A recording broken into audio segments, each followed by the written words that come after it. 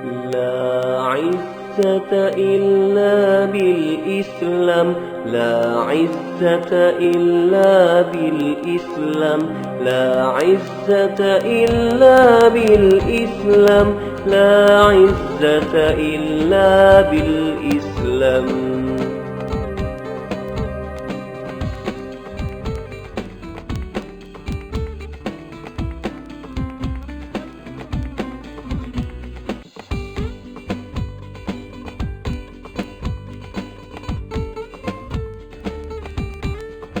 Bismillahirrahmanirrahim. Assalamualaikum warahmatullahi wabarakatuh. Alhamdulillahirrabbilalamin. Nahmaduhu wa nasta'inuhu wa nastaghfiruh wa na'udzu billahi min syururi anfusina wa min sayyiati a'malina. May yahdihillahu fala mudilla lahu wa may yudlilhu fala hadiya lahu. Asyhadu an la ilaha illallah wa asyhadu anna Muhammadan 'abduhu wa rasuluh. La nabiyya wa la rasula ba'dah. Alhamdulillah, pada kesempatan kali ini saya akan menyampaikan sebuah kultum yang berjudul keutamaan puasa Ramadan. Sebagaimana yang kita ketahui bahwa puasa merupakan salah satu ibadah terbesar dan sebaik-baiknya amalan ketaatan.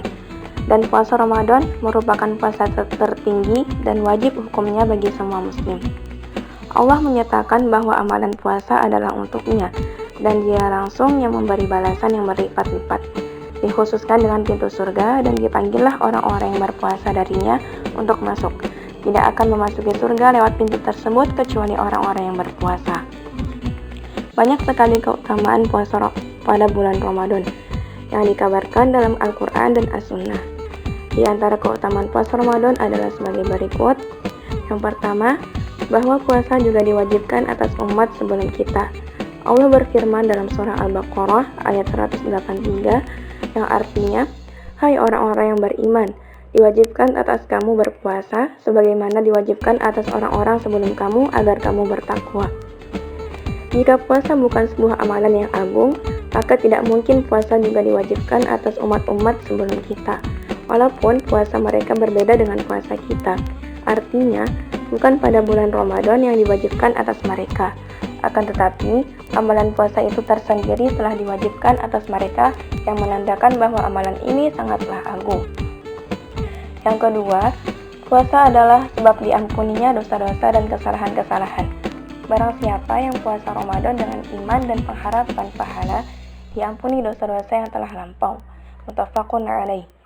Maksudnya, beriman dengan Allah dan ridho atas diwajibkannya puasa Ramadan. Pengharapannya yaitu mengharap balasan dan pahala dari Allah. Jika seseorang telah yakin dan ridho akan kewajibannya berpuasa, serta tidak benci atas kewajiban puasa Ramadan, yakin terhadap pahala dan ganjaran yang akan didapat, maka dia akan diampuni dosa-dosanya yang terdahulu. Yang ketiga, bahwa pahala puasa tidak terikat dengan jumlah tertentu, akan tetapi pahalanya diberikan kepada orang yang berpuasa tanpa ada perhitungan. Rasulullah SAW bersabda, semua amalan anak Adam untuknya, dan dilipat gandakan setiap satu kebaikan dianggap 10 kali kebaikan tersebut, dan dilipat gandakan menjadi 700 kali. Allah berfirman, kecuali puasa, karena amalan itu untukku, dan aku akan membalasnya, disebabkan meninggalkan syahwatnya dan makanannya demi aku. Hadis riwayat Muslim. Kemudian yang keempat, dua kebahagiaan bagi orang yang berpuasa, yaitu kebahagiaan ketika berbuka puasa setelah menahan nafsu, lapar, dan dahaga sehari penuh, dan kebahagiaan ketika menjumpai Allah di akhirat dengan dimasukkannya ke dalam surganya. Rasulullah SAW bersabda, untuk orang yang berpuasa dua kebahagiaan, yaitu kebahagiaan ketika berbuka puasa dan kebahagiaan ketika menemui Tuhannya.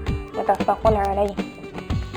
Dan kemudian yang terakhir, yang kelima, bahwa amalan puasa memberi syafaat kepada yang mengamalkannya, seperti Al-Quran yang memberi syafaat di akhirat kepada orang yang membacanya.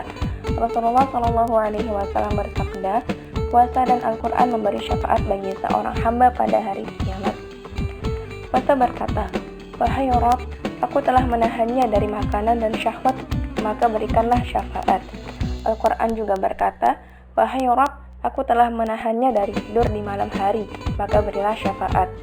Rasulullah juga berkata, maka keduanya memberi syafaat. Hadis riwayat Ahmad, At-Tabarani, dan Al-Hakim.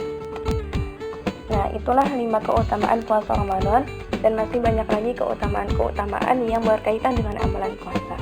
Dengan diwajibkannya amalan-amalan bukan saja memberikan pahala bagi kita, bahkan menjadikan kita sebagai makhluk yang utama dan penuh dengan masa depan yang cerah.